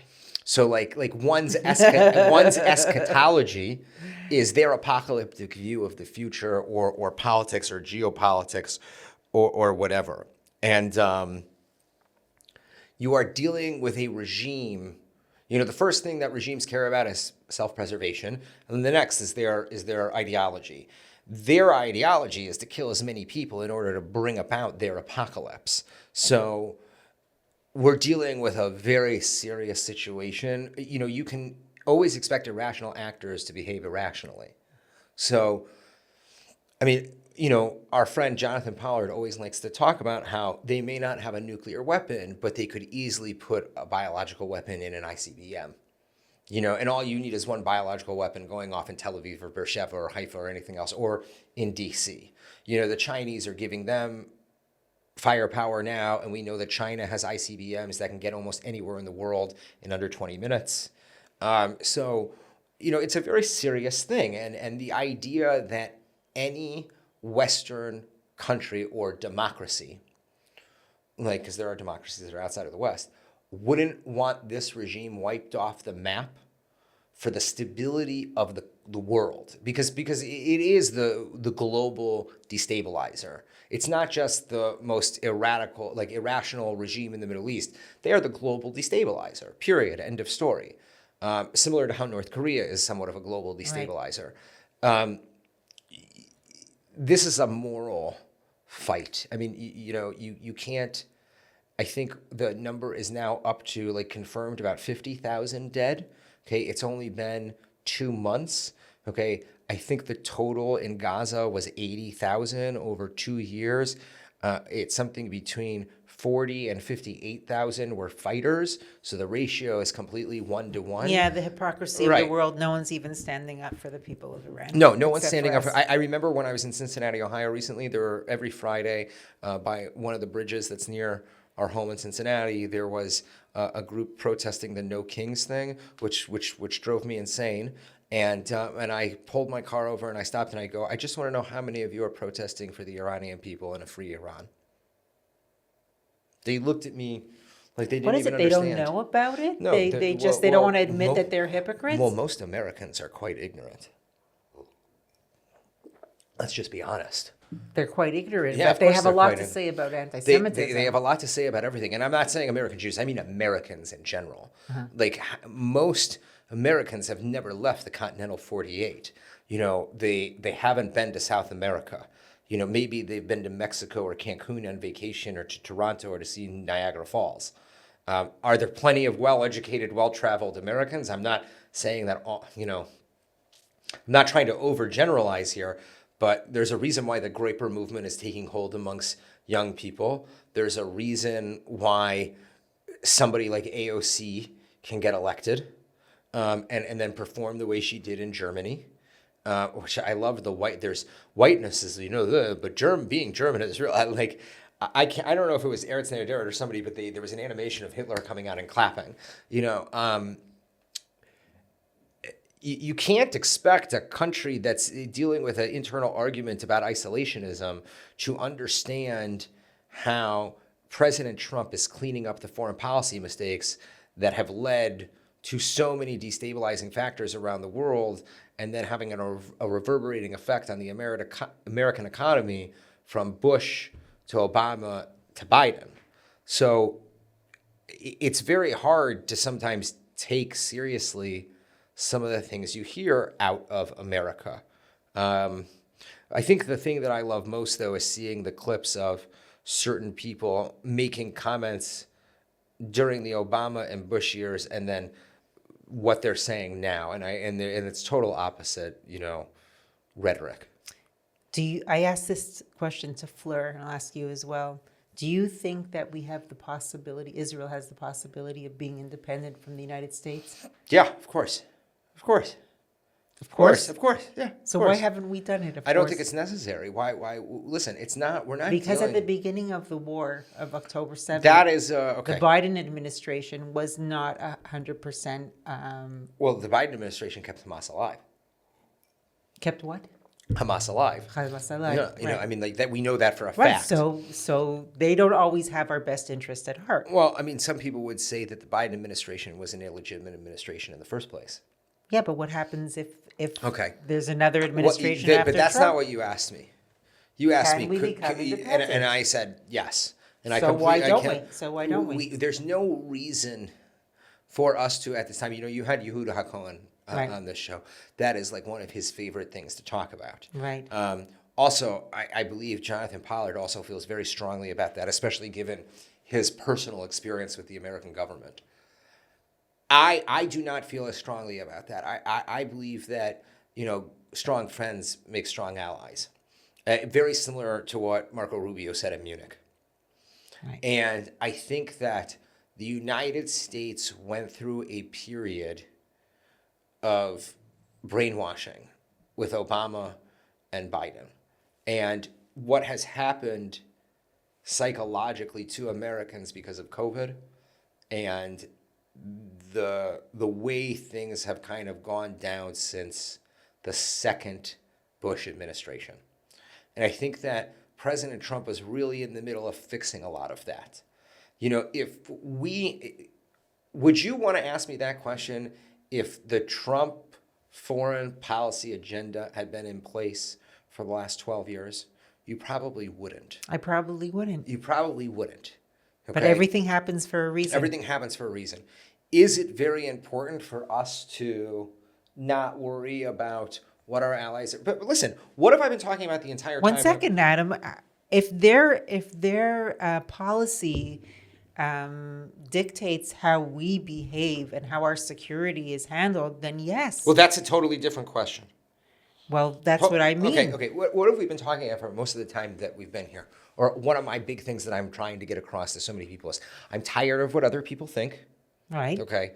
One of the things that defines a lot of the Jewish community is worrying about what other people think.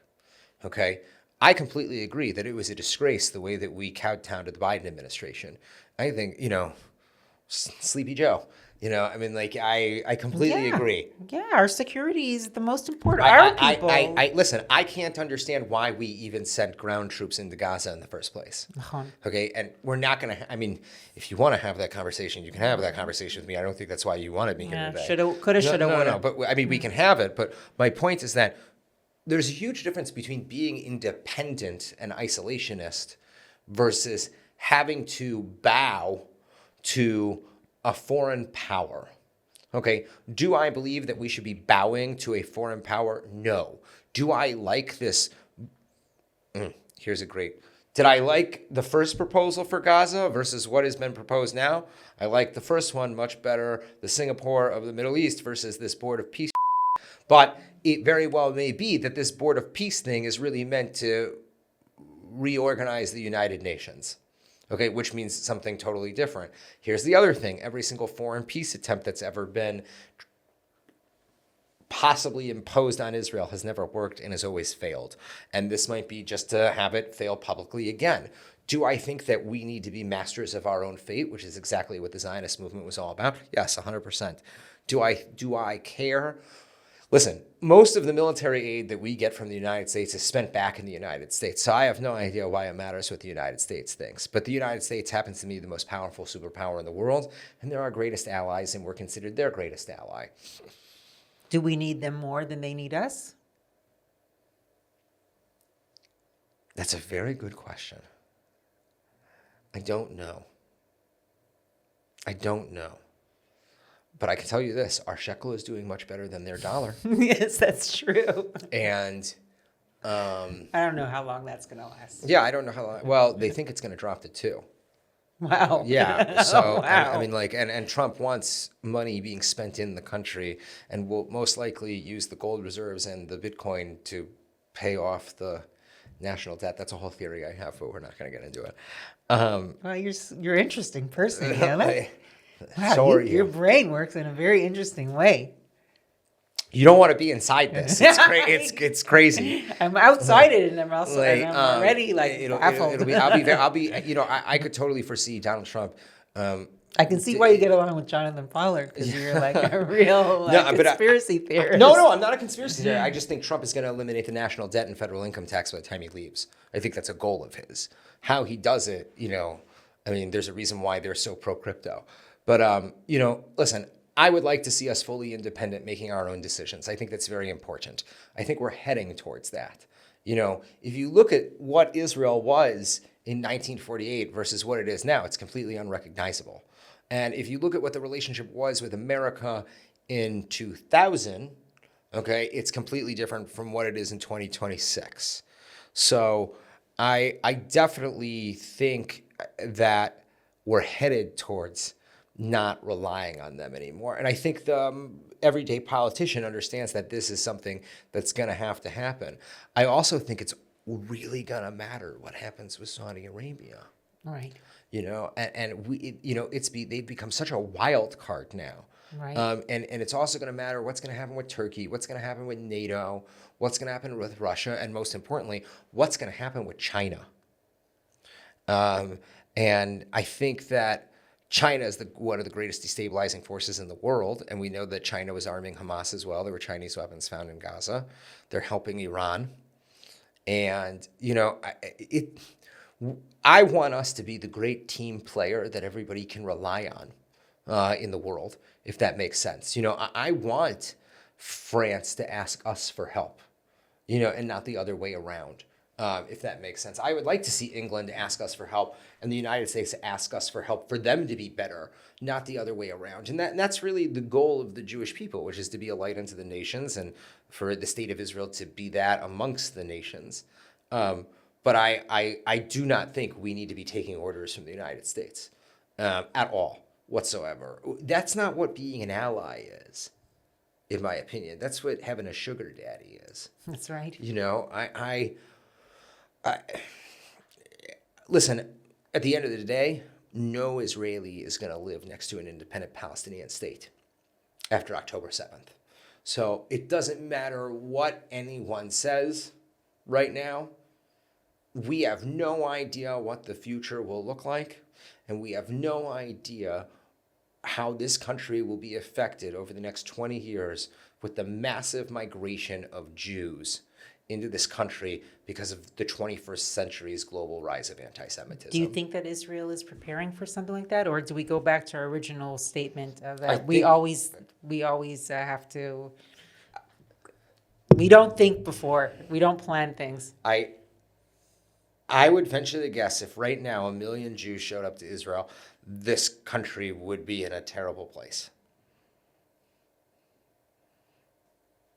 Really, we don't have the infrastructure. What kind of infrastructure do you think we could handle? We'd be putting people in tents again. I mean, look. Well, then maybe it would be the second aliyah, the second immigration. I mean, let me ask you a question. Do you want that to happen? Do I want 1 million Jews tomorrow? One of my goals is to move 1 million Jews to Israel. It's been that I've had that goal. Okay. I've had that goal since I was 22. But that doesn't mean I want them moving here out of fear. Right.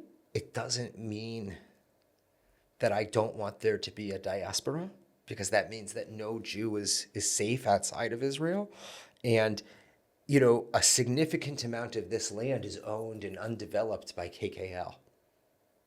And it's one of the reasons why housing prices are so expensive. Really? I didn't know that. Mm-hmm. Because of KKL? Mm-hmm.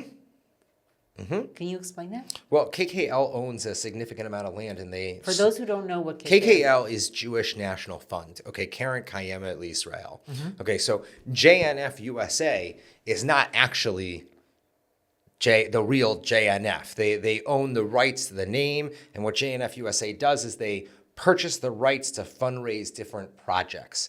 KKL Israel, what was started by Herzl, okay, is the largest landowner in Israel.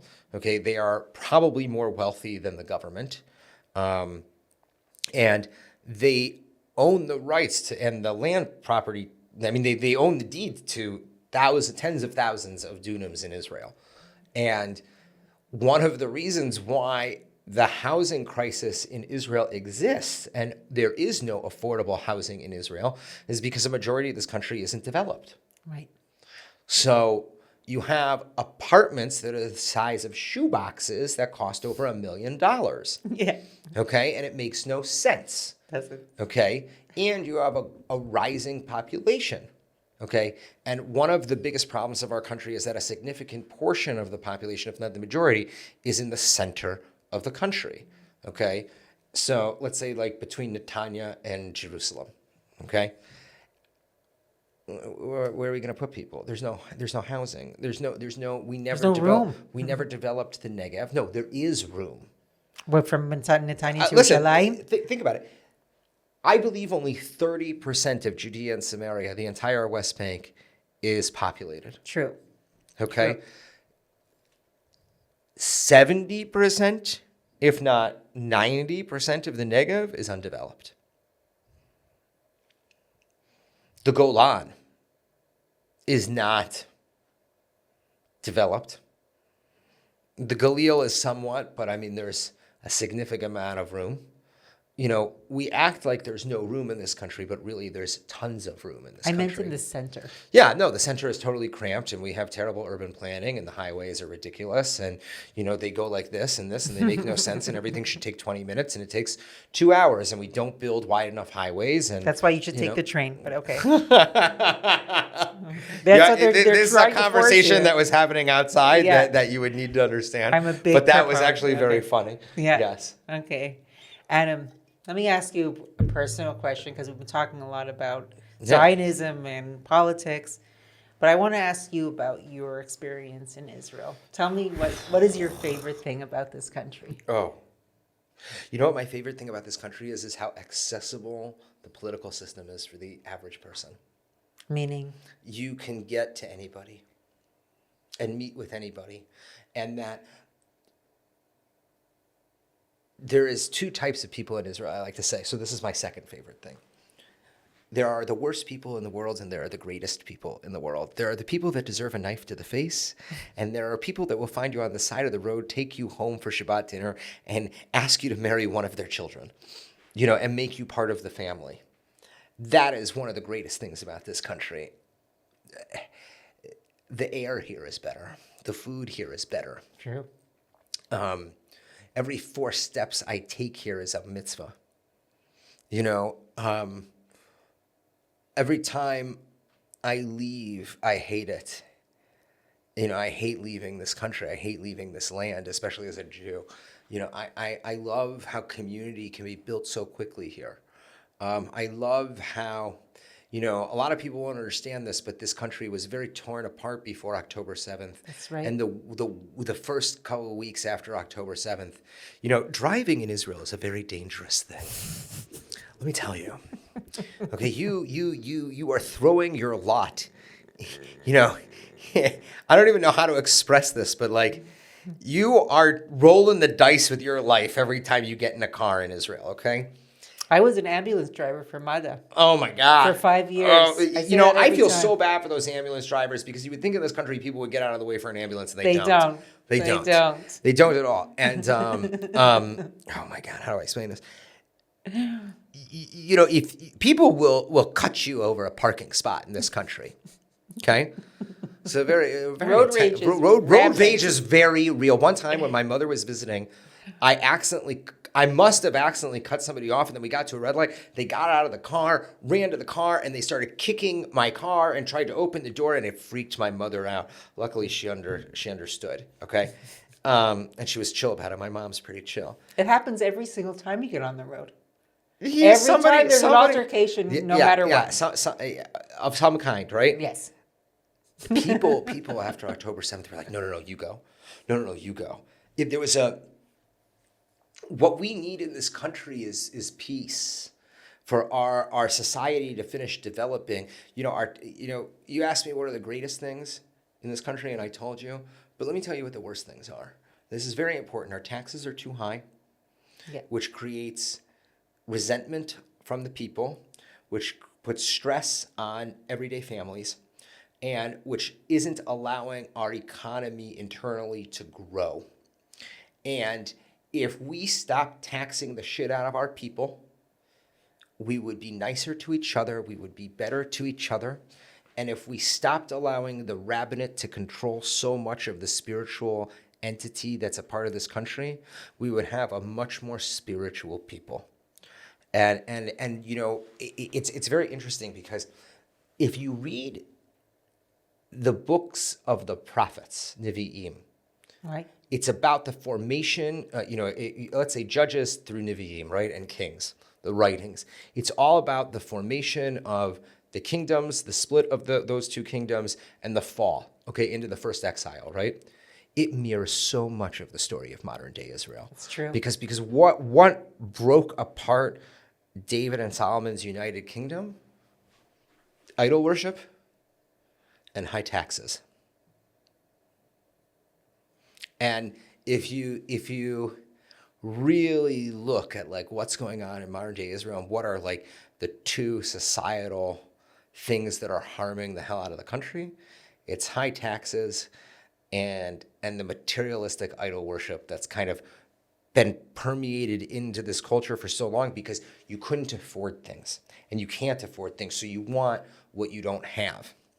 And on top of that, there's such spiritual repression, and I don't mean it in like such a bad way. It's not like you walk around everywhere and people are throwing stones at you or whatever, but like you have a representation of Judaism at the top of this country that does not reflect the majority of the Jewish people in the world. And it's, by the way, a huge piece of the puzzle with the diaspora and the relationship between Israel and the diaspora, but truly it affects the Israeli population, I think, more than anything else. Yeah, I agree. It's a very interesting point. How much do you think the rabbinate should be as part of the government? The religious aspect should be part of the government. I don't think they should even be part of the government. Are you speaking about religious parties or the actual rabbinate? I mean, I'm still an American in many ways. I believe in the separation of synagogue and state, or Right. church and state, Well, or look at mosque, or according to New York at least, mosque and state now. Well, look what's happening in Israel about the Afghanot from the Haredim about the Gius. Well, look at what happened, in Tel Aviv right before October 7th with Right. That was a poor reflection of the secular community, in my opinion. Can we somehow I mean, listen. Find a balance? Well, yeah. We can't find a balance. You want to know how? Everybody goes to the army. Okay? It makes no sense. The Maccabees could fight. What did Joshua say to the two tribes that didn't want to cross the Jordan River? He said, okay, you can take this land on the other side of the east bank of the Jordan, but you have to come and fight and help conquest the rest of Israel proper. Okay? It's a bunch of That's BS. all fine and good, but it's not going to happen now. I mean, we don't even know if this is going to pass. We don't. And if it does, maybe the next government will repeal it. If you remember 13 years ago, there was a law that got repealed that was pushing people into the army. Okay. I remember I was having a discussion with a party head of the WZO, and it got me to write my article, What is Zionism? That was in the Jerusalem Post. And he was talking about religious Zionism and this Zionism. And I was like, that's not Zionism. I go, whatever you're talking about, that's not Zionism, okay? Being a part of a collective group is Zionism. There's a reason why I'm sure you can tell I'm very pro-capitalism, right? But there are certain aspects of socialism that helped create the ideology of Zionism about the whole and the group and the difference between just the individual and, being a part of the group and the army itself being the great equalizer of this country. I think if, let's add a third thing to the three problems that we have in this country. You have a growing population that refuses to serve the country. And that, I think, is creating a resentment in this country that is absolutely ridiculous. And we need soldiers now. So now we actually need them. Yeah. And so the idea that they're going to sit and study Torah all day long and not serve this country is ridiculous, because they want to preserve a way of life that almost went extinct during the Holocaust. And the only reason why it is still alive is because this country allowed yeshiva life to reflourish. So the lack of respect to what people who don't live that lifestyle, how do I say this? The lack of respect that the Haredim have to the people's lifestyle that allowed their lifestyle to reflourish is disgusting. Yeah. Yeah. Wow, Adam, we covered a lot of areas here, and I really want to have you back again. Oh, thanks. I would love to be back. This was so interesting. I didn't talk too much. I didn't. You did talk a lot, but I wanted you to talk a lot. You're a fascinating person, and you've got some really interesting ideas. And I know people think that you're controversial, but I think that you're on the right track. Oh, that's really kind of you to say. Well, I appreciate you. I appreciate you. Likewise. But you are sort of an advocate. You know that, right? Yeah, of course I am. I'm an advocate for Zionism. I'm an advocate for the Jewish people. I just feel, I'll explain this. I just think there's a right way to do it. And I think it's very clear what the wrong way is. I think that when you put yourself before everything else, and there are a number of people, both in Israel and outside of Israel, that everybody knows who clearly does that. Listen, there's a reason why a certain spokesperson was replaced in the middle of the war. That's right.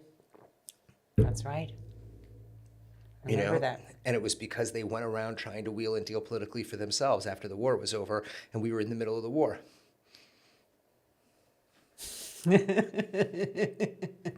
Anything that you want to promote while you're here? Listen, we would love for people to go to wineonthevine.com and plant a vine and support the Israeli wine industry. Okay. Passover is coming up. And Israeli wine sales globally have been down by about 30%. Oh, really? Israel's agricultural economy was decimated during this war. Right. A lot of people don't understand that the Iron Dome doesn't protect open fields or agricultural areas, so a number of vineyards were destroyed. The future of Israeli agriculture is wine. So this Passover, we'd love for everybody to make their 4 cups of wine Israeli. It's actually very interesting. He's a Hamoud. You're so cute. It's actually very interesting, and I want to say this. If every Jewish family in North America, just North America, bought 1 bottle of Israeli wine a week, the Israeli wine industry would go from $100 million industry to $1 billion industry. Let's do it. Let's do it. And that is what this country needs. See, this is what I advocate for. I advocate for the Israeli economy. I advocate for small businesses run by Israelis and pioneers. I don't advocate for myself. And if anybody thinks that I do advocate for myself, I encourage you to reach out to me directly, because I'd love to hear your criticisms on how I could do better and how I could improve to make sure that I don't do that. The most important thing when it comes to advocating for Israel is for there to be job creation here, for our economy to grow. You asked me about us being independent from the United States. We will never be independent if our economy doesn't grow. I don't want to hear somebody complain about that who in America, let's say, and there are a lot of people in America who really feel, fine, buy Israeli wine. Okay, if all of our evangelical allies in America bought 1 bottle of Israeli wine a year, we would sell more wine than France and Spain, almost guaranteed more combined. Is it selling in the United States? We don't have the right investment into the promotions. We don't have. How can we do it by Passover? Get people to buy Israeli wine. You can go to wineonthevine.com and buy Israeli wine. But what about people in Chutz La'aretz? No, they can? We deliver in England. Okay, I'm going to have a link. Yeah, we deliver in England and we deliver in America. Yofi. Buying Israeli olive oil is very important. Buying Israeli products, instead of buying Heinz, go to your local Jewish supermarket and get Osem ketchup from Israel. Buy Israeli products. That is how you support Israel. Instead of donating $1,000 to the ADL or your federation, put a little bit of extra money into your grocery budget and buy your products from Israel. That creates a major reverberating Yeah, effect but in how our do people economy. know that they're not that money is going directly to Israel? Well, if and you're not buying from a distributor if in you're buying an America? Israeli product, a distributor has to buy it from Israel. A distributor only buys a product that they know that is going to be sold. It's called supply and demand. It's very simple. Okay, instead of buying Herzog wine from California, buy an Israeli bottle of wine. Barkan makes great inexpensive wine, which is also mivushal for people who care about that. There are some wonderful high-end products out there. I would love to see Israeli wines really make it in the restaurant industry. You don't see them anywhere. I remember when I was home in Cincinnati, I brought a bottle of the Argaman wine, which is the indigenous grape of Israel. And I said to the maitre d' who I was at, he was in high school with me. I said, do me a favor, bring your sommelier over. I want to show him this bottle. He's never tasted this grape before. And man, that sommelier, his mind was blown. Really? Yeah. I was actually a little disappointed. He poured so much wine in his cup. I was like, okay, well, there's three of us here. We'd like to be able to enjoy the bottle that we brought. But, it's not a priority. I'll say this and then we can end on it.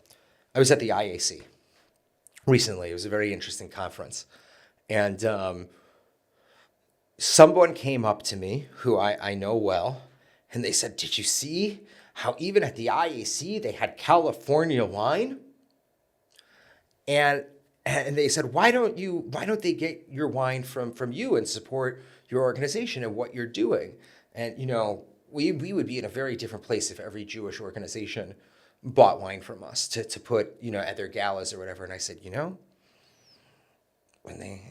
there was another organizational head there, and I said, when she hosts a gala all over the country in all their different places, they don't buy wine from us. I go, but they wonder why we're critical of what they do. I go, and when the Israeli American Council has a gala, they don't buy wine from us. We see a lot of talk about organizations supporting Israel. But when it comes down to it, they want to save the lousy $1 a bottle or $5 a bottle for their 20 tables, okay, that they do 10 times a year when they're raising $80, $100 million for money that usually stays in the States. They don't want to help Israel. They want to help themselves feel like they're helping Israel. We got to change it. Yeah, I agree. We got to change it. Let's work to By change the way, it. there's plenty of other places to buy Israeli wine, not just from us. Awesome. Adam, thank you so much, sweetheart. Oh, it was such a pleasure. Thank you for having me. You're a wonderful person. I wish you so much luck in Likewise. the future. Thank you. Thank you. Am Yisrael Chai. Am Yisrael Chai. Thank you for tuning in to this week's episode of The Dana Show. If you like what you heard, you can subscribe to the podcast, like and share with your friends on social media, and rate us 5 stars. Don't forget to tune in next week, and we'll see you then.